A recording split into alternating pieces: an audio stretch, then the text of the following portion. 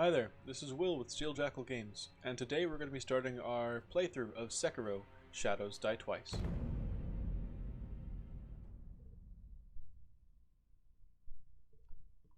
So, we're going to be starting up a new game, and the plan is to play without Kuro's charm. I'll explain what that means in a bit.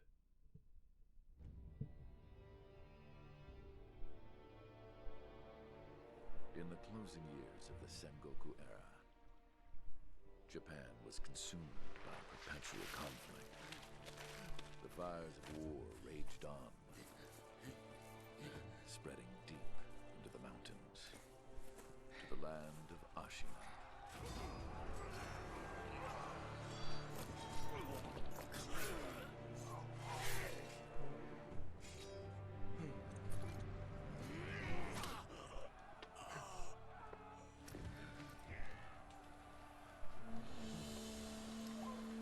Is the war finally over?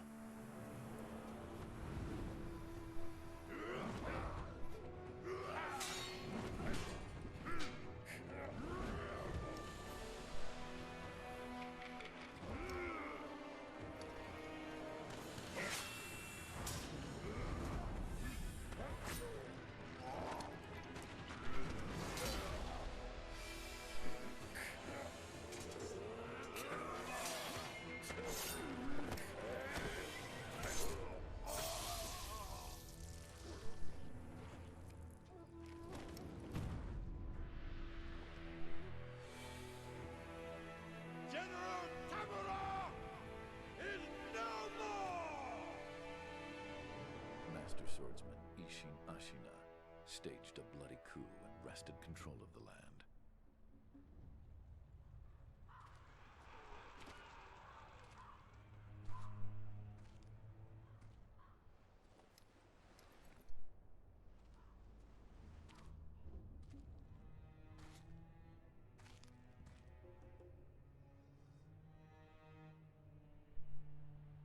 What's the matter, Stray? Nothing left to lose? Well, would you look at that? Fascinating. Will you join me, starving wolf? On that day, a young cub was taken from the battlefield. He trained relentlessly, and indeed, went on to become a master shinobi. Listen, Wolf. You must never forget the shinobi code. As your father, my word is absolute. Your master's is a close second. As of today, he is your master. Defend him with your life. If he is taken, bring him back at any cost. You understand me, don't you, Wolf?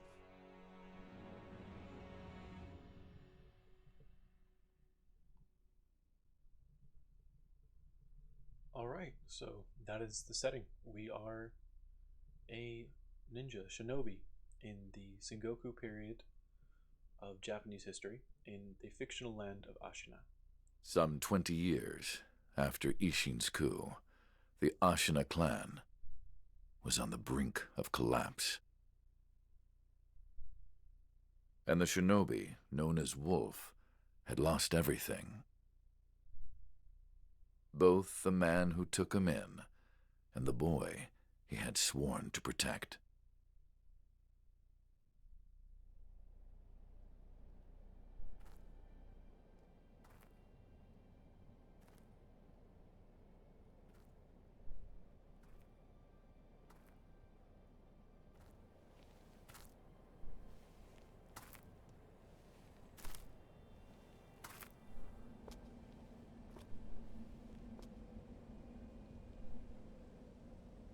Shinobi,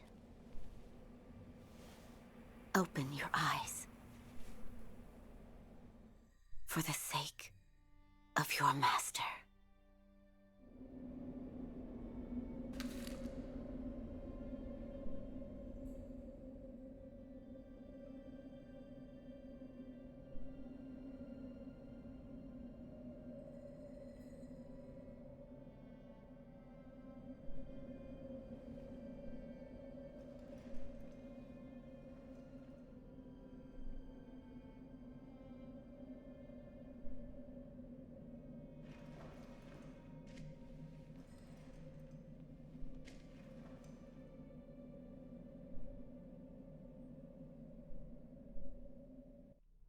I personally find it a little bit interesting. That's something I just noticed there for the first time. That the chainmail you see on his arm, or rather the layer of chain cloth you see on his arm, actually extends to Sekiro's vest, which I've just noticed now. Makes sense, because this guy's about to take a beating. An ornamental letter. A letter thrown into a well. Kuro's wolf, your destiny awaits you at the Moonview Tower. Escape from the well and find the tower bathed in moonlight. Even without a blade, you can reach it. Stay silent, stay vigilant. So, as far as video game introductions and tutorials go, I really like the beginning of Sekiro, because at this point, you just get access to these very basic mobility controls. There are a lot more later on, but the way the game is paced at the moment is very good. So we've jumped, we're shimmying across a wall, and now we're going to be introduced to the stealth mechanic. Peeking as well. Something I personally never really use that much, but I imagine that, oh, here we go. Stealth. Advance without being seen by crouching in bushes or moving under floors. You do not have a sword at the moment. Use stealth to avoid enemies and head to the Moonview Tower. If you're about to be seen, warning markers appear above enemies' heads. That shinobi at the bottom of the well. We didn't shackle him, restrain him, nothing. That doesn't worry anybody? Not at all. Not only is he unarmed, he has completely lost his will to live. Nothing but a coward. Unworthy of our concern. So we can also slip just under the floor here, and we can eavesdrop on NPCs throughout the game to gather information. The moonlight shines strongly on the Moonview Tower tonight. The Divine Heir is probably using the light for his reading again. Probably, but imprisoning a mere child. I feel sorry for the boy. Agreed. But I'm sure Lord Genichiro has his reasons. So, beyond introducing you to all of these concepts fairly quickly and readily, another thing I like about the pacing of this introduction is that it doesn't force too much on the player all at once. It's a little reminiscent of the introduction to Mass Effect 2 in that way, where you're playing a shepherd on the Normandy, and all you can do is walk around, no shooting, just practicing your movement. And while Sekiro is a bit less hand-holdy, it makes you engage with all these challenges a bit faster. I think it's still a very well-tempered approach to introducing players to this fascinating movement system, because of all these kind of Souls-like games that have been made by From Software, this is the first one that has allowed you to, jump and climb things. You've been able to jump in previous games, but only like through running rather. Yeah, here we go. There's Lord Kuro now.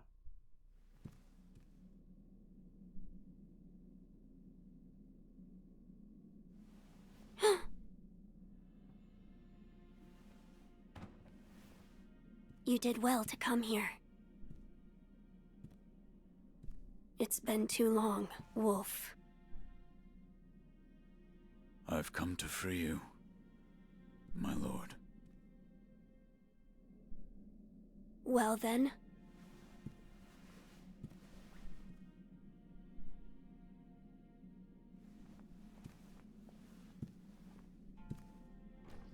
Raise your head. Oh yeah. Kusabimaru, your sword. My shinobi.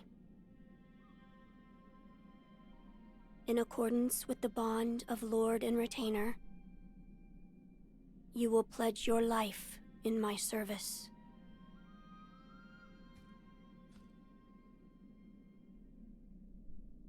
As you command.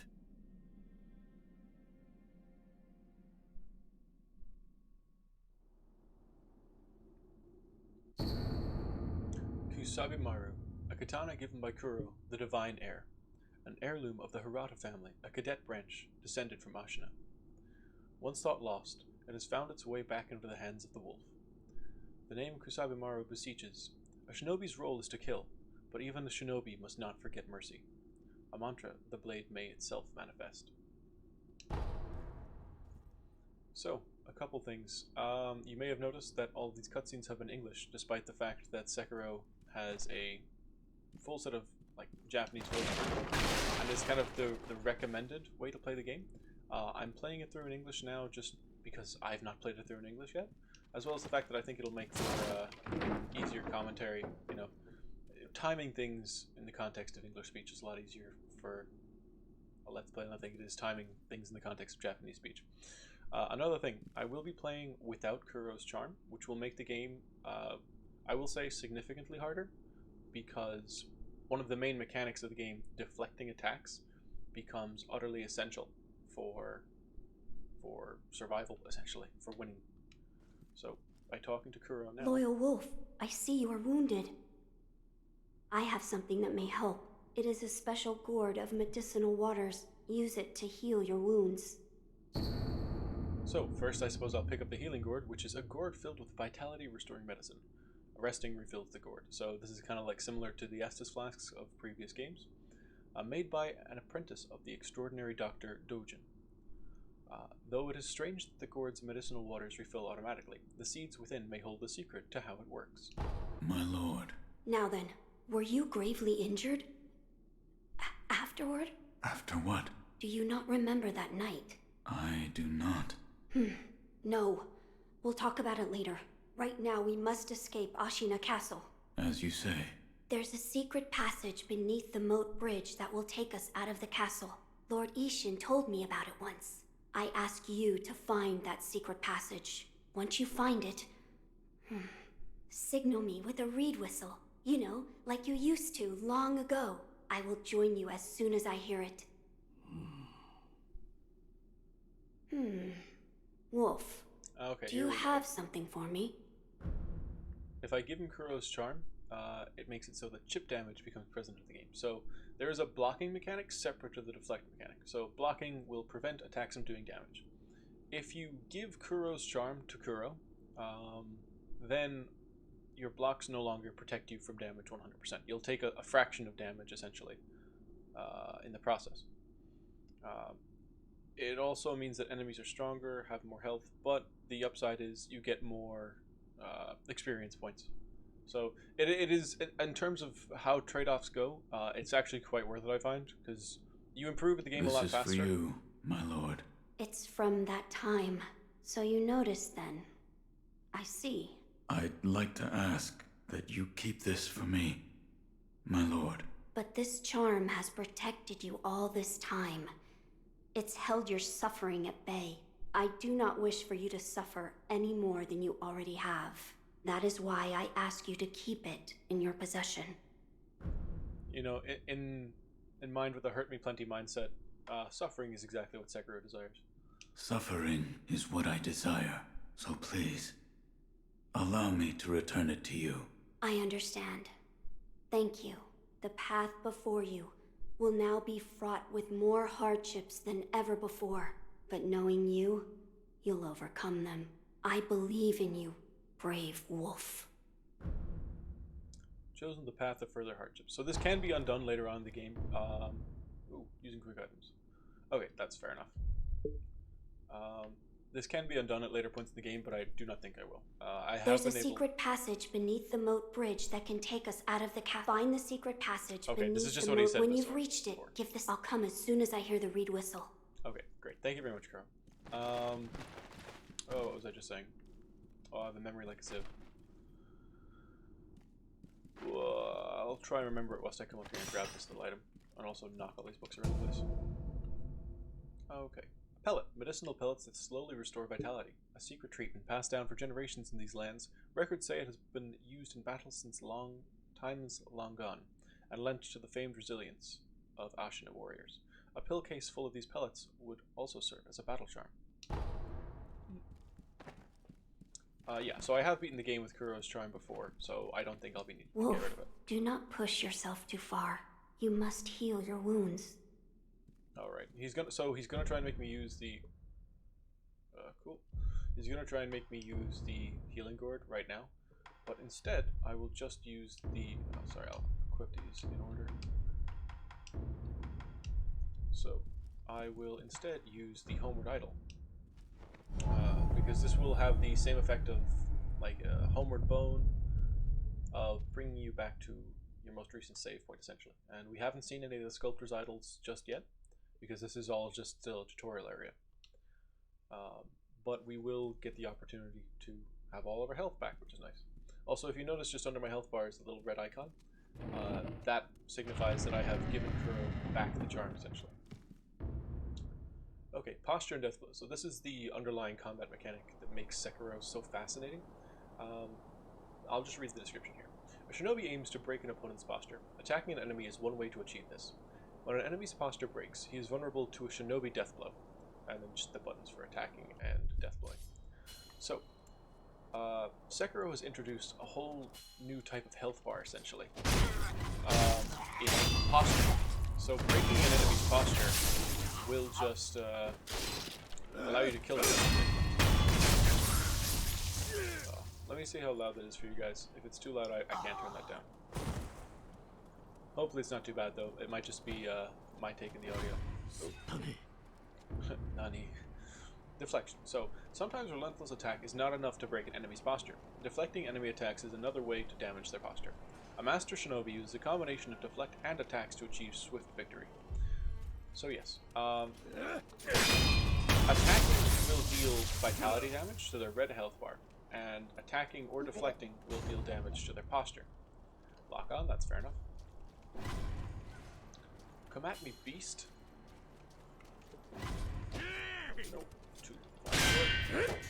So even just attacking can do posture damage, but a well-timed deflect can do posture damage also. There are very good methods of dispatching enemies in rapid succession if they're the kind of enemy whose posture you can break readily.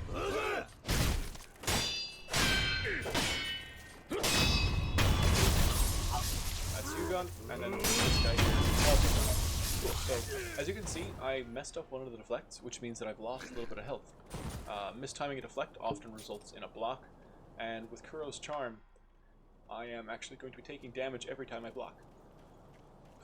Okay, here comes leader Shinigoro Yamauchi. Ooh, the counter slash. Alright, so the rest of these tutorials I think will just be about moves that I already know. Oh, Jesus.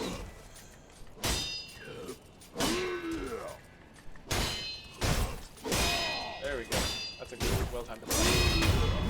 Now, in order to make these fights fair on the enemies, essentially, you sometimes require multiple death blows to defeat them. So these little circles in the top left of the screen will show you exactly how many death blows are required to take him out. And as you can see here, I've already done one. I just need to build up his posture or lower his vitality again in order to defeat him. And there we go. Goodbye, leader Shinigoro Yamauchi. And he's dropped a pellet. Lovely. So, in the interest of picking up our health again, we can pull this little trick where we use the homeward idol again, and we will show up pretty much here.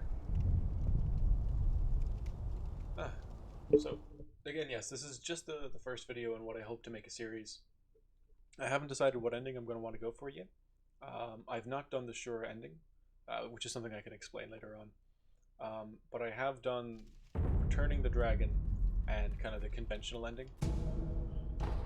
So we'll see where it goes from here. Alright, so now we're going to be doing a little bit more platforming. Whoa. A nice little feature here, I don't know if you've played Uncharted 4, but a lot of games do something similar where they denote territory that you're eligible to climb. And in Sekiro, any ledges you see with this kind of white scuffing denote that you're able to grab onto them. So, handy to keep a lookout for them if you're exploring the world yourself. Oh, here's someone to eavesdrop on. You know that secret passage at the bottom of the moat, under the bridge? We just got orders to guard it. Security's getting tight. War will be upon us very soon. Now, this is an underlying theme throughout the entire game. I suppose not a theme, but like a story element. That at all times, Ashina is being threatened with war, especially as the Ashina clan is failing in power, essentially, as was kind of mentioned in the introduction, because it's been 20 years since Ishin Ashina's coup. And, sorry, I'm sneaking behind this guy, because stabbing him in the butt is way too much. And this ugly bastard is gone. Yep, I'm not going to be saying too much more about him. Rats are disgusting. That's what they're called, by the way. That's what they're referred to anyway as. And we'll be having to unfortunately deal with a couple more of those throughout the game. They are pesky gents, to say the least. Pick up you. It's just another pellet. Gives you the full item description every time you get it, but that's alright. So this is a Sculptor's Idol. We might be coming back to this later. Or we absolutely will be coming back to this later. No, it is actually very much a maybe. We might be coming back to this later. In the meantime, we're going to call Kuro, and he's going to pop down over this ledge because he somehow managed to navigate all this terrain much the same way I have, by jumping and flipping and stabbing. Let's call the Divine Air.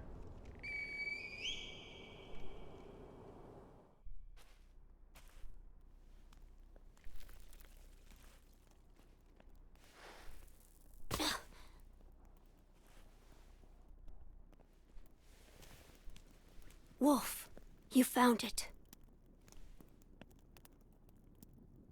Now let us leave this place.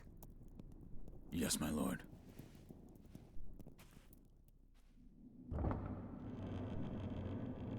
To think that this is the only way, to run from the fated bloodline, is the only answer. Where shall we go once we're away from the castle? I suppose the first thing we should do is cross the Ashina border. Or perhaps we should hide somewhere. What do you think? Whatever you desire. Whatever I desire? That's the wolf I know. My lord. Oh, nothing. I was just reminiscing. Onward, then. I don't know if you've noticed it yet, but I'm definitely seeing that the lip syncing seems a little strange, and you do have to remember that's because the game is natively in Japanese, so all the animations are actually spoken, or rather are lip synced to Japanese speech, not English. Oh, hello. Alright then. I suppose we've got no choice but to continue.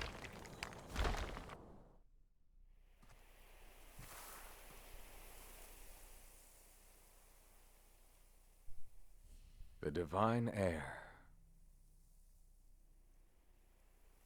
Last we stood together was your uncle's funeral. Lord Genichiro.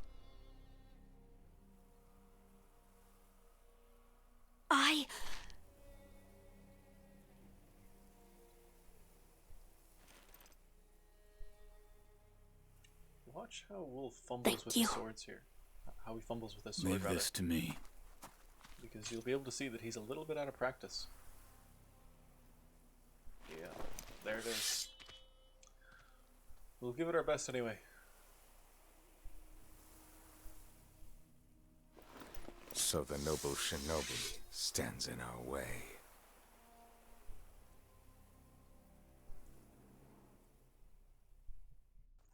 I'll give it my best, but I'm not promising You a miracle. face Genichiro Ashina.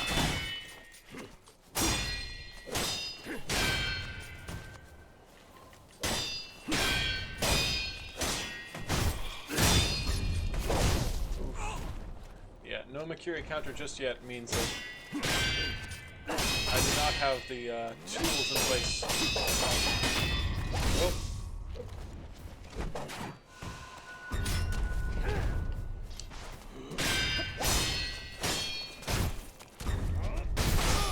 Oh boy. Ah. Oh, there goes my arm.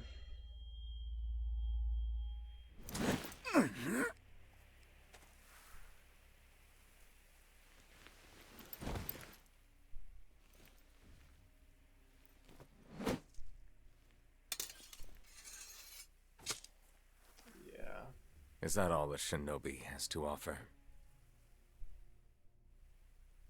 The Divine Heir will be coming with me.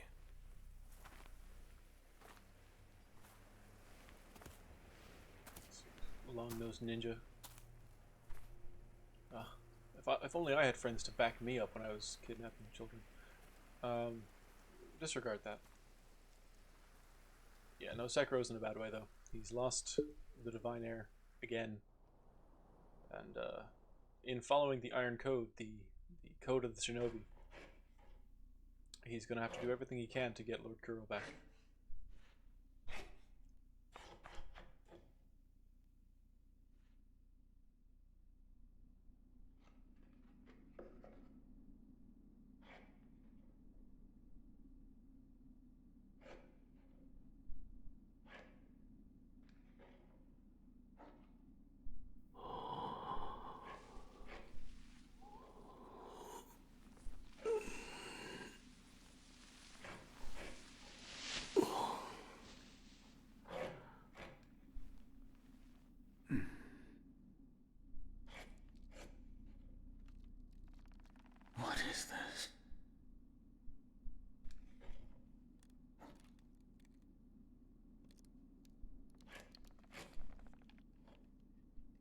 So you're awake.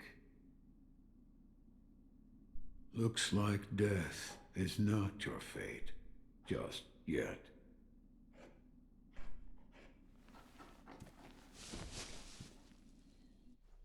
Alright, so the shinobi prosthetic.